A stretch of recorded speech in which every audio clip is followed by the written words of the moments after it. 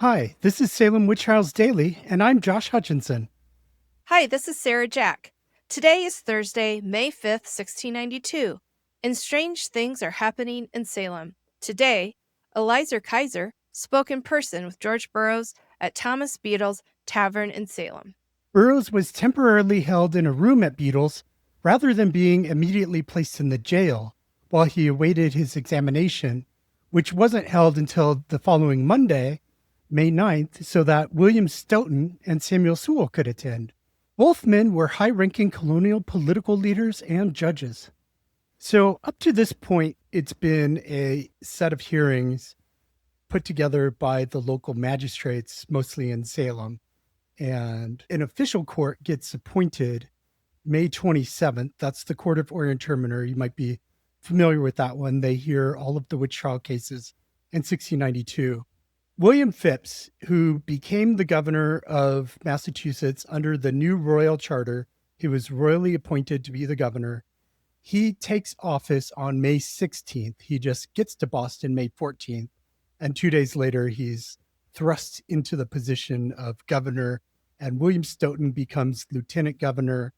And William Stoughton goes on to serve as Chief Justice of the Court of Oyer and Terminer, which William Phips establishes on May 27th. So we're just 3 weeks away from getting into the proper court procedures of the special Court of Oyer and Terminer that has its hearings at the townhouse in Salem rather than the Salem Village Meeting House or Ingersoll's Tavern. I can really see how the afflicted and their families would have been opposed to the way they were bringing the afflicted in and letting them have their fits and identifying people together, like all of that. Yeah, we see that come out in the petitions in several months.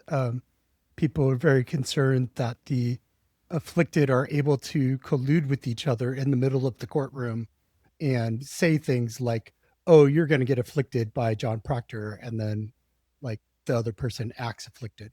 So they're very upset about that. But the judges are being motivated by the peril that they believe that the children are in, especially Betty Paris and Abigail Williams. They're worried that the witches will actually kill them. And so it's like imperative in their minds that they at least jail all of the witches until the courts can actually be reestablished. In a written statement dated May 9th, 1692, Elizer Keyser explained that today, May 5th, he was at Thomas Beadle's Tavern when Captain Daniel King suggested he go up and talk to George Burroughs, the former Salem village minister. Elizer resisted the suggestion for a good while. Speaking of George Burroughs, Captain King said, I believe he is a child of God, a choice child of God, and God will clear up his innocence. King had served in the militia in Maine and may have known George Burroughs from up there. Elizer told Captain King that he believed George was the chief of all the persons accused for witchcraft or the ringleader of them all, and if he was such a one, his master, meaning the devil, had told him before, now what I said of him. Yeah, this guy's like, he already knows what I'm going to say about him because the devil's in his ear. So I'll just say whatever I want to about him. But eventually, on a return trip to Beadle's this afternoon, Elizer Keyser did go up to see George Burroughs, who steadfastly fixed his eyes upon Elizer. The statement does not indicate whether the two men actually exchanged any words. Instead, the statement cuts to a scene out of science fiction.